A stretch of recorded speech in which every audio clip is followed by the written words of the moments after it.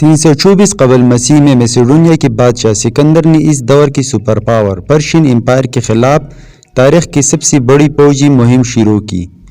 صرف 20 سال کی عمر میں اس کی شاندار اور نڈر قیادت نے اسی جنگ کے بعد جنگ جیتی اور ایک حیران کن 10 سالہ مہم میں انہوں نے دنیا کے بیشتر حصے فتح کر لی۔ اس نے اب تک کی سب سے بڑی سلطنت بنائی۔ تاریخ پر بہت کم لوگوں کا پارسیوں کے نزدیک سکندر اعظم ایک لعنت تھا، لیکن مغرب کے نزدیک وہ امر ہو گئی۔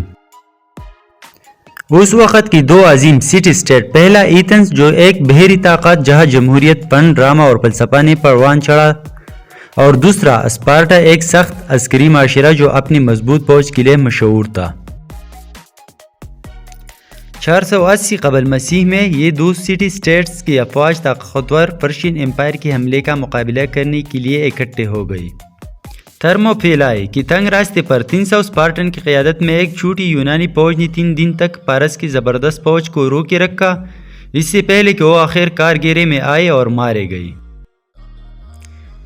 پھر سلامی اسٹریٹس میں یونانی بحری بیڑے نے پرشین نیوی کو شکست دی، لیکن او ایتھن ایکروپولس کی مندروں کو جلانے سے پرشین کو نہیں روک سکی۔ اگلے سال پلیٹیا میں یونانیوں پارسیوں کے خلاف ایک فیصلہ کن زمینی جنگ جیت لیا اور انہیں اپنا حملہ ترک کرنے پر مجبور کر دیا۔ اگلے 50 سال کلاسیکی یونان کا سنہری دور تھا، لیکن ایتھنز اور اسپارٹا اور ان کے اتحادیوں کے درمیان بڑھتی ہوئی کشیدگی بالآخر جنگ کا باعث بنی، جس نے یونانی دنیا کو دہائیوں کی تباہ کن لڑائیوں میں گھسیٹ لیا۔ یونانی سٹی اسٹیٹس کے درمیان جنگ تقریباً 1 صدی تک جاری رہی، جس سے وہ تک گئی اور شمال کی طرف ایک نئی ابھرتی ہوئی طاقت کے لیے کمزور ہو گئی۔ صدیوں سے نفیس یونانیوں نے مقدونیہ کی پہاڑی ریاست کو بیک واٹر کے طور پر دیکھا تھا۔ ہیکسویل بمشکل یونانی تھا، لیکن کنگ فلپ II کے ماتحت مقدونیہ کی ایک مضبوط فوجی قوت کے طور پر ابھرا۔ اس کی سب سے مشہور ریفارم سریسا کا تعارف، ایک 18 فٹ بائک، ایک عام یونانی نیزے کی لمبائی سے دوگنا اور ٹرینڈ انفینٹری فوج کے ذریعے قریبی تشکیل میں لڑنا، ان کو پلینکس کہا جاتا تھا۔ 338 قبل مسیح میں چیرونیا کی جنگ میں فلپ کی فوج نے تیبس اور ایتھنز کی مشترکہ فوج کو کچل دیا۔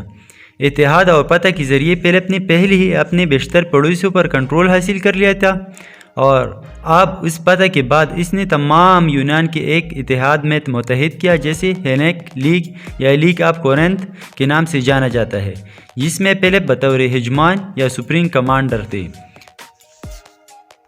صرف اسپارٹا کے بغیر۔ فلپ نے عظیم مہم کی منصوبہ بندی شروع کی، سلطنت فارس کے خلاف جنگ کرنے کے لیے ایک پینہیلک یعنی تمام یونانی اتحاد بنایا۔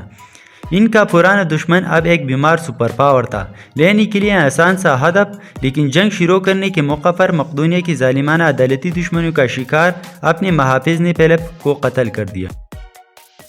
اس کے بعد اس کا 20 سالہ بیٹا الیگزینڈر تخت نشین ہوا، جو کہ شاندار بے چین عظیم فلسفی ارسطو کی طرف سے تربیت یافتہ اور پہلے سے ہی ایک تجربہ کار فوجی کمانڈر تھا۔ سکندر کو اپنے والد کا پارس پر حملے کرنے کا عظیم منصوبہ وراثت میں ملا تھا، لیکن پہلے اسے بادشاہ کے طور پر اپنا عہدہ مضبوط کرنا تھا۔ اس کے خاندان میں ممکنہ حریفوں کو پھانسی دی گئی، پھر ایلیریا، تیسالی اور وسطی یونان میں بغاوت کو کچل دیا۔ اس نے تیبس کی ایک خاص مثال بنائی، قدیم شہر کو مکمل طور پر تباہ کر دیا اور اس کے لوگوں کو غلامی میں فروخت کر دیا۔ الیگزینڈر دی گریٹ کی تاریخ جاری رہے گا انشاءاللہ اگلے ایپیسوڈ میں۔